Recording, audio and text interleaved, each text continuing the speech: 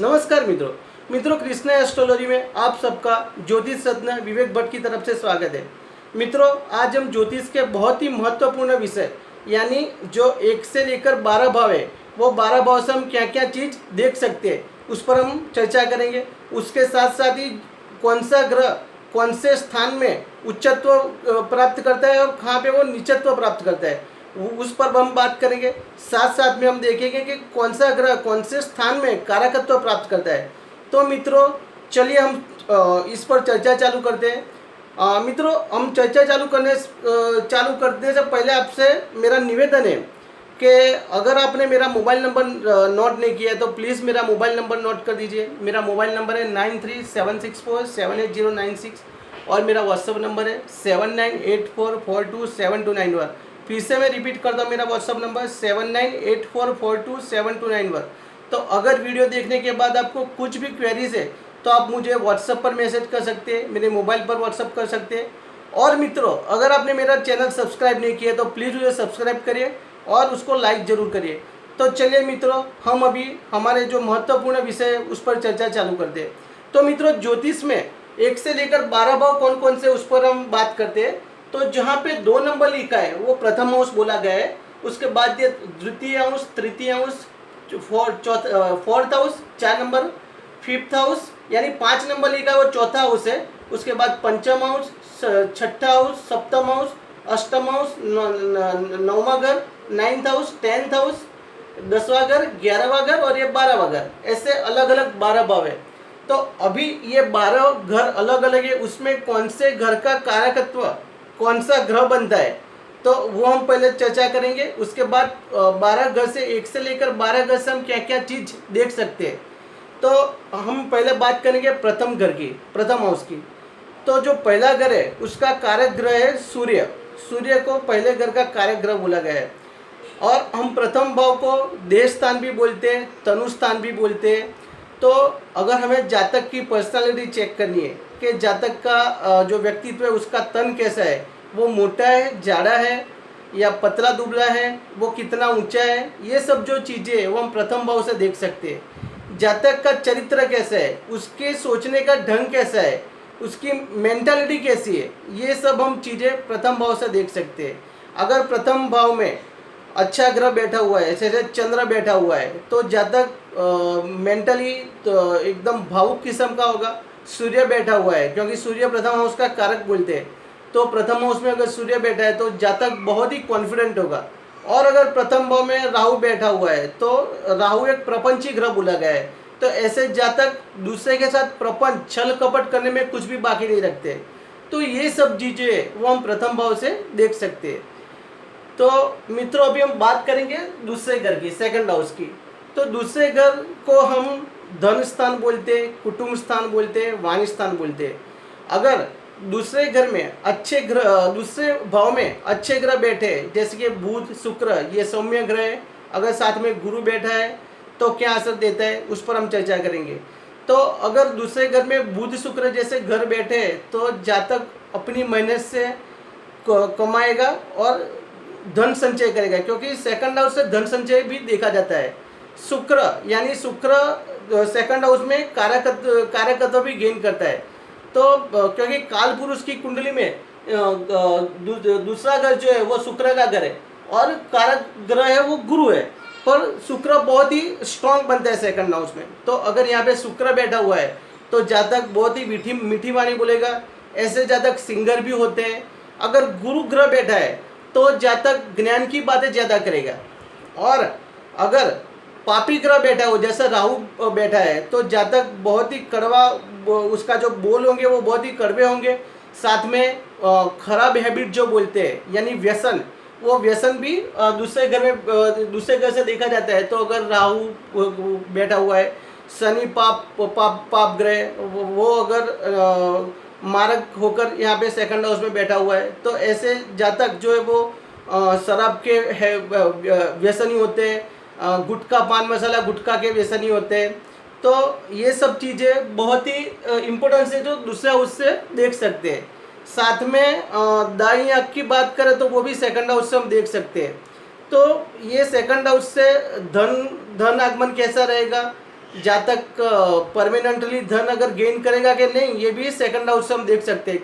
और जातक का कुटुंब कैसा रहेगा, उसके माता पिता, भाई बहन, उसकी पत्नी, उसके साथ उसका कैसा रिलेशन रहेगा, वो भी सेकंड हाउस से देखा जाता है। और मैंने बताया वाणी कैसी रहेगी, बोलने का तरीका कैसे रहेगा, वो भी सेकंड हाउस से देखा जाता है।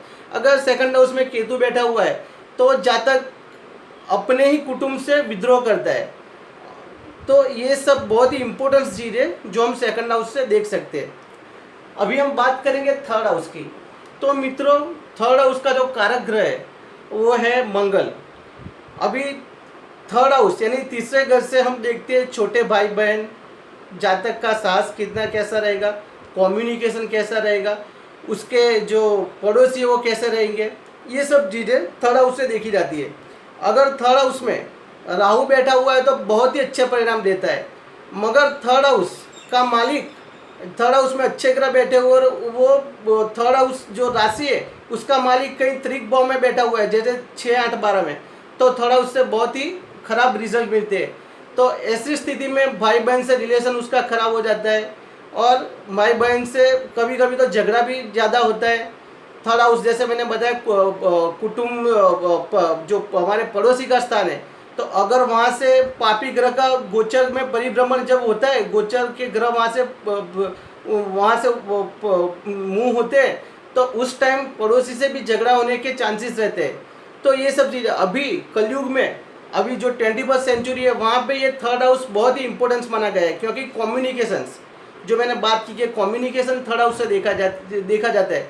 जैसे ईमेल हम करते, चैटिंग करते, पत्र व्यवहार बोलते, ये सब चीज़ें थर्ड हाउस से देखी जाती है। और साथ में जो बोलते हैं कि लेखन कार्य, पुस्तक लेखन कार्य, प्रकाशन कार्य, ये भी थर्ड हाउस से देखा जाता है। तो थर्ड हाउस बहुत ही महत्वपूर्ण घर माना गया है। तो मित्रों, अभी बात करेंगे हम फोर्थ हाउस की। तो फोर्थ हाउस है, उसका कारक बुध है, बुध ग्रह उसका कारक माना गया है। फोर्थ हाउस से हम देखते हैं, ये फोर्थ हाउस मातृस्थान है, सुख स्थान भी बोला गया है। तो माता का सुख कैसा रहेगा, गाड़ी वाहन का सुख कैसा रहेगा, मकान का सुख कैसा रहेगा, ये सब चीज़ें वो फोर्थ हाउस से हम देख सकते हैं। फोर्थ हाउस से हमें पता चलता है कि हमारे फोर्थ हाउस अगर खराब है तो माता का सुख जातक को कम मिलता है। फोर्थ हाउस से गुड विद्या, गुड प्रेम और गुड मित्रता, ये भी हम फोर्थ हाउस से चेक कर सकते हैं। तो फोर्थ हाउस बहुत अच्छा होना जरूरी है। क्योंकि अगर फोर्थ हाउस हमारा बिगड़ा हुआ है, जातक का फोर्थ हाउस खराब है, तो माता का सुख नहीं मिलेगा, मकान का सुख नहीं मिलेगा। और वैसे राहु अगर यहाँ पे बैठा हुआ है तो जातक को जीवन पर्यंत कुछ ना कुछ कष्ट रहता है, वो उसे कभी भी मानसिक सुख नहीं मिलता। चंद्र भी चौथे घर का, फोर्थ हाउस का कारक माना गया है। चंद्र अगर यहाँ फोर्थ हाउस में बैठा हुआ है तो बहुत ही अच्छा परिणाम मिलता है। उसका जातक का जो हृदय है, क्योंकि चौथे घर से हृदय भी देखा जाता है, तो ऐसे जातक बहुत ही सौम्य, उसका हृदय बहुत ही बोलते हैं ना, दयावान प्रकार का रहता है, दयालु किस्म के रहते हैं ऐसे जो फोर्थ हाउस पर अगर चंद्र बैठा हुआ है। तो चंद्र से अगर फोर्थ हाउस में बुध बैठा हुआ है तो ऐसा जातक बहुत ही बड़ा लग्जरियस लाइफ, लग्जरियस मकान रहता है, उसका लाइफ बहुत ही लग्जरियस रहता है। तो ये सब चीज़ें वो हम फोर्थ हाउस से देख सकते हैं। अभी मित्र हम बात करेंगे फिफ्थ हाउस की, पांचवा घर। तो पांचवें घर का जो कारक ग्रह है वो शुक्र माना गया है।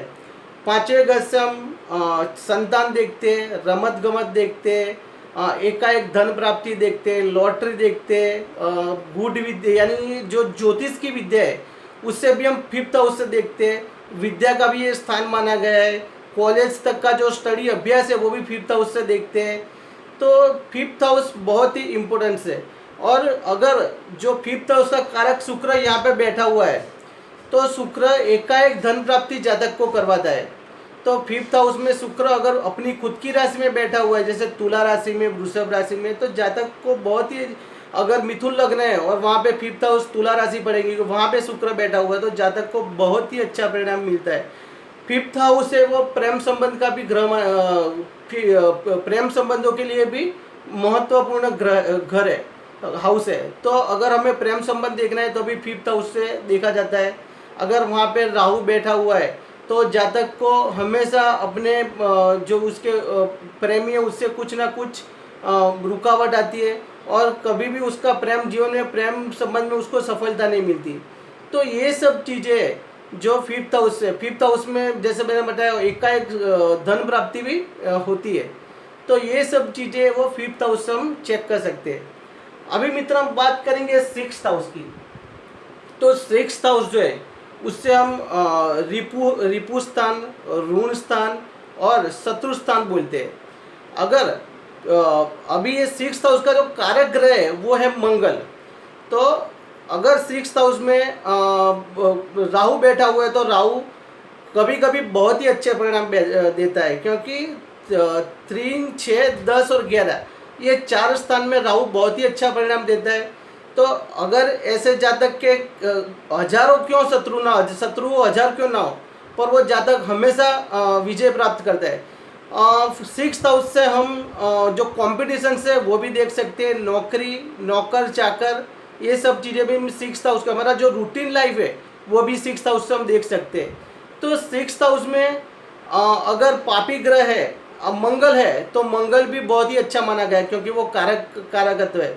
अगर ऐसे जातक सिक्स्थ हाउस का मालिक अगर कहीं पे मार्क करके बैठा हुआ है और सिक्स्थ हाउस में अगर राहु जैसे ग्रह बैठे हुए हैं, तो ऐसे जातक को छोटी मोटी बीमारियां हरदम आती रहती है, क्योंकि ये बीमारी का भी घर माना गया है। तो अगर पापी ग्रह का प्रभाव ज़्यादा है सिक्स्थ हाउस में, तो जातक को ये भी चेक करना है कि उसका ऋण कभी ज़्यादा ना बढ़ जाए क्योंकि सिक्स्थ हाउस से ऋण भी देखा जाता है। तो ये सब जो महत्वपूर्ण बातें जैसे नौकरी, ऋण, शत्रु, कॉम्पिटिशन्स, रूटीन लाइफ, नौकर चाकर, और सिक्स्थ हाउस से हम हमारे चाचा का यानी ये फोर्थ हाउस है वो माता का स्थान हुआ, और माता के जो छोटे भाई बहन यानी छोटे भाई बहन के लिए हम थर्ड हाउस देखते थे। माता के छोटे भाई बहन यानी चौथे स्थान से 4, 5, 6, तो तीसरा स्थान हुआ सिक्स्थ हाउस। तो माता के छोटे भाई बहन यानी मामा मासी का भी हम मामा मासी को भी यहाँ पे कंसिडर कर सकते हो, ये भी हम सिक्स्थ हाउस से देख सकते हैं। तो मित्रों ये बात हुई सिक्स्थ हाउस की। अभी हम बात करेंगे सेवंथ हाउस की कि सेवंथ हाउस से हम क्या क्या देख सकते हैं। तो सेवंथ हाउस का जो कारक ग्रह है वो है शुक्र और गुरु। अगर पुरुष की कुंडली हम देखें तो शुक्र उसका कारक ग्रह माना गया है, और स्त्री की कुंडली में गुरु को कारक ग्रह माना गया है। सेवंथ हाउस से हम भागीदारी चेक कर सकते हैं। सेवंथ हाउस से हम हमारी पति पत्नी के बीच कैसा रिलेशन रहेगा वो देख सकते हैं। डाइवोर्स जो मैटर है वो सेवंथ हाउस से देखी जाती है। जो हमारे शरीर में जो हमारे गुप्त भाग है वो भी सेवंथ हाउस से देखा जाता है। कस्टमर वो भी सेवंथ हाउस से देखा जाता है। जातक का बिजनेस में जो पार्टनरशिप में वो बिजनेस करेगा तो उसमें सक्सेस मिलेगा या लॉस होगा, ये भी हम सिक्स्थ हाउस से देख सकते हैं। अगर प्रश्न कुंडली में अगर हमारे घर में जातक के घर में चोरी हुई है और प्रश्न कुंडली में चोर की कंडीशन देखनी है, वो कहाँ पे चोर का जो चोर के बारे में जानना है, तो वो भी हम सेवंथ हाउस प्रश्न कुंडली में चेक करते हैं। तो ये जो महत्वपूर्ण बातें है ये हम सेवंथ हाउस से चेक कर सकते हैं। और सेवंथ हाउस में शनि देव जो है वो बहुत ही अच्छा परिणाम देते हैं, क्योंकि सेवंथ हाउस में शनि को दिग्बल मिलता है। तो यहाँ पे सेवंथ हाउस में शनि देव बहुत ही अच्छा परिणाम देते हैं। तो ये बात जो की वो की हमने सेवंथ हाउस से हम देख सकते हैं। अभी हम बात करेंगे 8 हाउस, जो 8 नंबर जहाँ पे 9 लिखा है, 8वें घर के लिए बात करेंगे। तो 8वें घर से हम देखते हैं जो हमारी लंबी यात्रा है, लंबी हवाई यात्रा, फिर जो हमारी वारसागत जो प्रॉपर्टीज़ है, फिर अकस्मात एकाएक अकस्मात, ये सब जो बातें वो हम 8 हाउस से कंसिडर करते हैं। तो जैसे जातक के अष्टम हाउस खराब है तो जातक को अपने माता पिता की जो प्रॉपर्टीज़ है, हेरिटेज प्रॉपर्टीज़, उसको गेन करने में बहुत ही तकलीफ पड़ती है। आपका अष्टम हाउस अच्छा है तो जातक के पास गुड विद्या होती है, क्योंकि ये गुड विद्या का भी स्थान माना गया है। और जातक को पूर्व जन्म का भी कभी कभी पता चलता है अष्टम हाउस से। तो ये सब चीज़ें हैं। पति पत्नी के बीच जो रिलेशन है वो भी हम अष्टम हाउस से देख सकते हैं। अकस्मात अकस्मात भी हम अष्टम हाउस से देख सकते हैं। तो एकाएक नुकसान होगा, एकाएक फायदा होगा। जैसे बैंकिंग सेक्टर के लिए बात करना है तो इसके लिए भी अष्टम हाउस देखा जाता है। जैसे ये इंश्योरेंस के जो प्रॉपर्टीज़ है तो वो चेक करने की है, तो वो इसके लिए भी हम अष्टम हाउस से देख सकते हैं, अष्टम हाउस देख सकते हैं। तो ये जो महत्वपूर्ण बात है वो हमें अष्टम हाउस से पता चलती है। अभी हम बात करेंगे नाइन्थ हाउस की, कि नाइन्थ हाउस से हम क्या क्या चेक करते हैं। तो नाइन्थ हाउस से उससे धर्म का स्थान, उससे भाग्य का स्थान माना गया है। दक्षिण भारत में पिता का स्थान 9वें घर से देखा जाता है। तो अगर आपका नाइन्थ हाउस अच्छा है तो लंबी मुसाफरी जातक करता है, जातक का भाग्य बहुत ही अच्छा रहता है। गुरु नाइन्थ हाउस का कार्यग्रह माना गया है। और नाइन्थ हाउस अगर आपका अच्छा है तो जातक की पर्सनालिटी अच्छी रहती है, जातक लंबी मुसाफरी करता है, जैसे मैंने पहले बताया। सेकंड, वो बहुत ही भाग्यवान बनता है। जातक के अपने जो भी रिलेशन है अपने फैमिली में वो बहुत ही अच्छे रहते हैं। तो ये सब जो महत्वपूर्ण बात है वो नाइन्थ हाउस से हम चेक करते हैं। अभी बात करेंगे दसम हाउस की। तो दसम हाउस क्या है? जो 10th हाउस है वो हमारे कैरियर का घर माना गया है। दसम हाउस से 10th हाउस से जातक की प्रतिष्ठा कैसी रहेगी वो चेक कर सकते हैं। जातक का जो नेम फेम है वो देख सकते हैं। पॉलिटिक्स, सरकार, जो ओपन रिलेशन है जातक के, ओपन शत्रु भी 10th हाउस, ओपन दुश्मन भी 10th हाउस से देखे जाते हैं। जातक का कैरियर कैसा रहेगा, ये सब चीज़ें जो है वो 10th हाउस से, 10th हाउस जनता का हाउस भी बोलते हैं। जैसे केंद्र में 7th हाउस है वो भी जनता का हाउस है, जिससे भी हम जो हमारे ओपन शत्रु है वो देख सकते हैं। वैसे 10th हाउस भी जनता का घर बोलते हैं। तो कैरियर के लिए बहुत ही महत्वपूर्ण घर माना गया है। आपका 10th हाउस अच्छा तो आपकी कैरियर हमेशा अच्छी रहेगी। और 10th हाउस जो 10वां घर है उसके जो कारक ग्रह वो सूर्य है 10th हाउस में, और गुरु एक कारक ग्रह है। बुध भी यहाँ पे कारकत्व प्राप्त करता है। सूर्य यहाँ पे बहुत बली बनता है, सूर्य कारक नहीं है, सूर्य यहाँ पे बली बनता है। अगर आपका सूर्य 10th हाउस में है तो ऐसा जातक गवर्नमेंट जॉब, ऐसे जातक को गवर्नमेंट जॉब मिलती है। तो ये सब चीज़ें वो बहुत ही, और उत्तर भारत में 10th हाउस से पिता को देखा जाता है। हमारे जो फादर है उनका लाइफ कैसा रहेगा, पिता के बारे में सोचना है तो वो 10th हाउस से उत्तर भारत में देखा जाता है। तो ये सब चीज़ें वो हम 10th हाउस से चेक कर सकते हैं। तो अभी हम बात करेंगे 11वें भाव की, 11th हाउस। तो 11th हाउस भी बहुत ही इम्पोर्टेंट हाउस है। जातक के अपने जीवन में कितना लाभ हुआ ये अगर देखना है, उसने कितना क्रेडिट गेन किया है, अपने बड़े भाई बहन के साथ के रिलेशन भी 11th हाउस से देखा जाता है। और 11th हाउस से जैसे मैंने बताया कि हमारे ऊपरी अधिकारी के साथ कैसे रिलेशन रहेंगे वो भी 11th हाउस से देख सकते हैं। तो 11th हाउस में ऐसा माना गया है कि पापी ग्रह भी अच्छा फल देते हैं और नैसर्गिक शुभ ग्रह है वो भी अच्छा फल देते हैं। तो मित्रों, मैं आपको बताना चाहूँगा कि रावण ने अपने पुत्र जो इंद्रजीत था तो उनके लिए सभी ग्रहों को उसने अपने 11th हाउस में बिठाया था, सिवाय के शनिदेव ने। और शनिदेव का जो नियम है वो जातक को उसके कर्मों का फल देते हैं। तो वो 11th हाउस से निकलकर वो 12th हाउस में बैठ गए थे, और इसके कारण जो इंद्रजीत है उसकी अपमृत्यु हुई थी। और बाकी सभी ग्रह 9वें से शनिदेव को छोड़ के बाकी के पूरे ग्रह 10th हाउस में बैठे हुए थे। तो इसीलिए हम जानते हैं कि इंद्रजीत बहुत ही पराक्रमी था, बहुत ही तेजस्वी था। तो 11th हाउस में पापी ग्रह बैठे हुए वो भी अच्छा फल देते, शुभ ग्रह बैठे हुए वो भी अच्छा फल देते। अगर 11th हाउस में शनि महाराज बैठे हुए तो बहुत ही शुभ परिणाम देते। और राहु, जैसे मैंने बताया कि राहु उपजय हाउस में, जैसे उपजय हाउस 3, 6, 10 और 11 ये 4 ग्रह उपजय हाउस है। तो ये राहु यहाँ पे 11 नंबर में बैठा हुआ है तो बहुत ही शुभ परिणाम देता है। तो ये हुई बात हमारे 11th हाउस की। तो प्रॉफिट क्या होगा, गेन क्या होगा, कितना लाभ मिलेगा, इकोनॉमिकल कंडीशन कैसा रहेगा, इकोनॉमिक फाइनेंशियल कंडीशन भी हम 11th हाउस से देख सकते हैं। तो जैसे सेकंड नंबर महत्वपूर्ण स्थान है, वैसे 11th हाउस भी बहुत ही महत्वपूर्ण स्थान है। और साथ साथ में हमारे फैमिली में जैसे माता का स्थान है 4 नंबर का, तो 4 5 6 7, 4 नंबर से हम 1 नंबर कंसिडर करें तो 1 2 3 4 5 6 7 8। तो माता के जो फैमिली से उसमें पिता के पिता का स्थान हम 9th हाउस कंसिडर करते हैं। तो पिता के छोटे भाई बहन है यानी काका मामा, काका का स्थान भी 11th हाउस से देखा जाता है। तो 11th हाउस बहुत ही महत्वपूर्ण स्थान है। तो अभी हम बात करेंगे 11th हाउस के बाद 12th हाउस। तो 12th हाउस क्या है, उससे क्या क्या देख सकते हैं।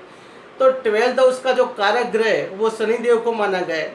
12th हाउस हमें व्यय का स्थान बताए, ज्योतिष में व्यय का स्थान है, नुकसान का स्थान है। साथ साथ में जातक को मुक्ति भी 12th हाउस से मिलती है, मोक्ष के लिए भी 12th हाउस को कंसिडर किया है। यानी जातक अगर अपना अच्छा कर्म करता है तो 12th हाउस से उसका मोक्ष, 12th हाउस में केतु बैठा हुआ है तो जातक को मोक्ष देता है, क्योंकि मोक्ष का कारक ग्रह जो है वो केतु महाराज को माना गया है। 12th हाउस से जेल यात्रा भी कंसिडर कर सकते हैं। 12th हाउस से हम जातक का जो हमारे उसका जो बोलते हैं ना कि सेक्स लाइफ कैसा रहेगा, वो भी 12th हाउस से देखा जाता है। जो भी उसका अपना प्राइवेट रिलेशन से वो 12th हाउस से कंसिडर किया जाता है। तो 12th हाउस जैसे बताया है कि अगर वहाँ पे नीच का कोई ग्रह बैठा हुआ है, पापी ग्रह बैठा हुआ है, तो जातक को लंबी जेल यात्रा होती है। अच्छा ग्रह बैठा हुआ है तो जातक का आध्यात्मिक जो अंदर की आध्यात्मिक पावर है वो भी 12th हाउस से देखी जाती है। अगर 12th हाउस में उच्च का ग्रह बैठा हुआ है तो जातक सदगति प्राप्त करता है। और यहाँ पे नीच का ग्रह बैठा हुआ है तो जातक का खर्च ज़्यादा रहता है, यानी उसके मुनाफा जितना भी वो गेन करता है उससे ज़्यादा खर्च रहता है। तो ये सब जो चीज़ें हैं वो हम 12th हाउस से कंसिडर करते हैं। तो मित्रों ये बात की मैंने 1 से लेकर 12 भाव की कि 1 से लेकर 12 भाव से हम क्या क्या देख सकते हैं। अभी बात करेंगे हम कि जो हमारी 12 राशि है क्रमशः मेष से लेकर मीन तक, उसके स्वामी कौन कौन से और कौन सा ग्रह कौन से लग्न में उच्चत्व प्राप्त करता है और नीचत्व प्राप्त करता है, उस पर हम चर्चा करेंगे। सबसे पहले हम चर्चा करेंगे कि हमारी 1 से 12 राशि के स्वामी कौन कौन से। तो मित्रों जो प्रथम राशि है मेष, उसका स्वामी सूर्य है। जो दूसरी राशि वृषभ, तो उसका स्वामी शुक्रदेव है। तीसरी राशि मिथुन, उसके स्वामी बुधदेव है।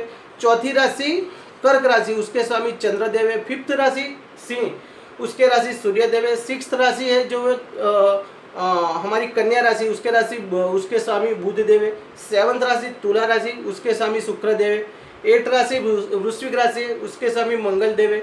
9th राशि धन राशि है, उसके स्वामी गुरुदेव है। 10th राशि मकर राशि, उसके जो स्वामी है वो शनिदेव है। 11th राशि कुंभ राशि, 11वीं राशि कुंभ राशि, उसके स्वामी भी शनिदेव। और 12वीं राशि मीन राशि, उसके स्वामी गुरुदेव है। तो ये 12 राशि के हिसाब से कौन सी राशि में कौन से लग्न में कौन सा ग्रह योग कारक होता है वो इस पर हम चर्चा करेंगे। तो मित्रों मैं पहले बता दूं कि योग कारक ग्रह किसे बोलते हैं। तो 3 ग्रह जो हमारे 12 ग्रह है, हमारे 9 ग्रह उसमें से 3 जो ग्रह है वो योग कारक ग्रह बनते हैं। तो ये जो 3 ग्रह है उसमें आते हैं शुक्रदेव, दूसरे जो आते हैं वो मंगलदेव, और जो तीसरे जो ग्रह है वो है शनिदेव। ये 3 ग्रह योग कारक बनते हैं 9 ग्रह में से। ये कहाँ कहाँ पे योग कारक बनते हैं उस पर हम चर्चा करेंगे। सबसे पहले हम बता दें कि योग कारक ग्रह किसे बोलते हैं। तो मित्रों अगर ये जन्म कुंडली में कोई ग्रह जो बीच वाला जो ये जो है 1 4 7 और 10, ये 4 स्थान को केंद्र स्थान माना गया है। और 1 5 9 ये जो स्थान है, एक ये 5वां स्थान है और ये जो 10 नंबर लिखा है वो 9वां स्थान है। ये जो 3 स्थान है उसे त्रिकोण का स्थान माना गया है। तो अगर कोई ग्रह त्रिकोण का मालिक बनता हो साथ साथ में केंद्र स्थान का भी मालिक बनता हो तो ऐसे ग्रह को योग कारक ग्रह बोलते हैं, योग कारक प्लैनेट बोलते हैं। तो ये 6 जो लग्न है उसमें योग कारक प्लानेट बनते हैं, वो 3 ग्रह बनते हैं। सबसे पहले हम बात करेंगे कि ये योग कारक प्लानेट कौन कौन सी कुंडली में बनते हैं, कौन कौन से लग्न में योग कारक प्लानेट बनते हैं।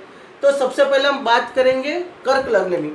तो कर्क लग्न जहाँ पे 4 नंबर से शुरू होता है लग्न, वहाँ से हम बात करेंगे। जैसे यहाँ पे 4 नंबर आता है तो 4, 5, 6, 7, 8, 8वीं राशि आएगी वृश्चिक राशि, जिसका मालिक बनता है मंगल। तो मंगल हो गया 5th हाउस का मालिक। अभी बात करेंगे यहाँ पे 8 के बाद 9, 10, 11, 12, 1, तो मेष राशि का मालिक भी हो गया मंगल। तो मंगल मालिक हुआ पंचम हाउस का और मंगल मालिक हुआ 10th हाउस का, यानी केंद्र का भी मालिक हुआ और त्रिकोण का भी मालिक हुआ। तो मंगल कर्क लग्न की कुंडली में योग कारक बनता है। वैसे बात करेंगे 5th जो लग्न है यानी सिंह लग्न। तो सिंह लग्न जहाँ पंचम स्थान से जो लग्न चालू होता है सिंह लग्न, तो यहाँ पे अगर हम पंचम राशि कंसिडर करते हैं तो उसके बाद आएगी 6, 7, 8, 9। अभी यहाँ पे 8 यानी वृश्चिक राशि आएगी। तो वृश्चिक राशि का मालिक बन गया मंगल। तो मंगल यहाँ पे इसका मालिक है केंद्र का। उसके बाद 9, 10, 11, 12, 1 यहाँ पे आएगी मेष राशि। तो त्रिकोण का मालिक भी हो गया मंगल, मेष राशि का स्वामी मंगल है। तो केंद्र का भी मालिक मंगल बना और त्रिकोण का भी मालिक मंगल बना। तो केंद्र और त्रिकोण का मालिक बनने के कारण मंगल को सिंह लग्न की कुंडली में योग कारक ग्रह माना गया है। तो कर्क लग्न की कुंडली और सिंह लग्न की कुंडली में मंगल योग कारक बना। ऐसे हम देखेंगे तुला लग्न की कुंडली। तो तुला लग्न की कुंडली जहाँ पे 7 नंबर से चालू होती है, तो 7 के बाद आते हैं 7th, 8th, 9th, 10 और 11। 10 नंबर जहाँ पे मकर राशि आती है 11th हाउस, जहाँ पे 11th नंबर जहाँ पे कुंभ राशि आती है, यानी मकर और कुंभ दोनों का मालिक बनता है शनिदेव। तो केंद्र और त्रिकोण दोनों का मालिक शनिदेव बनने के कारण तुला लग्न में शनि योग कारक ग्रह माना गया है। वैसे ही हम बात करेंगे कि ये हो गया तुला राशि के बाद। उसके बाद वृषभ लग्न, जैसे ये 2 नंबर से चालू हुआ है, तो देखो ये 2 नंबर के बाद हुआ 3, 4, 5, 6, 7, 8, 9, 10, 11। तो 10 नंबर जहाँ पे मकर राशि है कैप्रिकॉन साइन, और 11 एक्वेरियस साइन यानी कुंभ राशि। तो 10th यानी त्रिकोण और 11th यानी केंद्र। तो त्रिकोण और केंद्र दोनों का स्वामी हुआ शनिदेव। तो कुंभ राशि में त्रिकोण और वृषभ लग्न में त्रिकोण और केंद्र दोनों के मालिक शनिदेव बनते हैं। इसके लिए शनिदेव को वृषभ लग्न की कुंडली में बहुत ही योग कारक ग्रह यानी योग कारक ग्रह की योग कारक ग्रह माना गया है और बहुत ही अच्छा परिणाम देते हैं। वैसे हम बात करते हैं मकर लग्न की। तो मकर लग्न जहाँ से 10th नंबर से चालू होता है, वहाँ पे शुक्र महाराज को, शुक्र देव को योग कारक ग्रह माना गया है। क्यों, वो देखते हैं। तो यहाँ पे हम कंसिडर करते हैं 10 नंबर को। तो 10, 11, 12, 1, 2 जहाँ पे पंचम हाउस है वहाँ पे 2 नंबर आएंगे, जिसका मालिक बनता है शुक्र वृषभ राशि में। उसके बाद 3, 4, 5, 6, 7 नंबर तुला राशि आती है, वहाँ पे भी मालिक बनते हैं शुक्रदेव। तो पंचम स्थान के मालिक बने शुक्रदेव और 10th हाउस के मालिक, 10वें घर के मालिक बने शुक्रदेव। तो पंचम और दसम त्रिकोण और केंद्र के मालिक बनते हैं शुक्रदेव। इसके लिए मकर लग्न में कैप्रिकॉन एस्केडेंट में जो है शुक्रदेव को योग कारक ग्रह माना गया है। वैसे ही कुंभ लग्न में जहाँ से 11 नंबर से अगर हम कंसिडर करते हैं लग्न को, तो 11, 1, 2, 11, 12, 1, 2, तो 2 नंबर केंद्र में पड़ता है। तो 2 नंबर वृषभ राशि का मालिक जो है वो भी शुक्र है। 3, 4, 5, 6, 7 वो जो 7 राशि जहाँ पे 10 नंबर लिखा है 9वां घर है, वहाँ पे भी राशि आएगी तुला राशि आएगी, 7th नंबर आएगा। तो उसके मालिक भी बनते हैं शुक्रदेव। तो केंद्र के मालिक वृषभ राशि और जो त्रिकोण है तुला राशि, दोनों के मालिक शुक्रदेव बनते हैं। तो तुला लग्न में शुक्रदेव को योग कारक माना गया है। तो ये शुक्रदेव, मंगलदेव और शनिदेव, ये 3 जो ग्रह है वो योग कारक ग्रह की उनको उपमा मिली है। तो ये बात हुई योग कारक ग्रह की। अभी हमने बात की ग्रह कहाँ पे उच्च का बनता है, कहाँ पे नीच का बनता है। तो मित्रों हम बात करेंगे जो हमारे 9th घर जो प्लानेट है, तो जो मेष राशि है, मेष राशि में पहले हम मंगल ग्रह सूर्य की बात करें तो सूर्य जो है वो मेष राशि में उच्च के बनते, मकर राशि में नीच के बनते। वैसे हम कर्क राशि में सूर्य को ये योग कारक ग्रह की हमने बात की। अभी कहाँ पे उच्च का बनता है, कहाँ पे नीच का बनता है। तो जो सूर्य है, सूर्य की बात करें तो सूर्य जो मेष राशि में उच्च का बनता है, तुला में नीच का बनता है।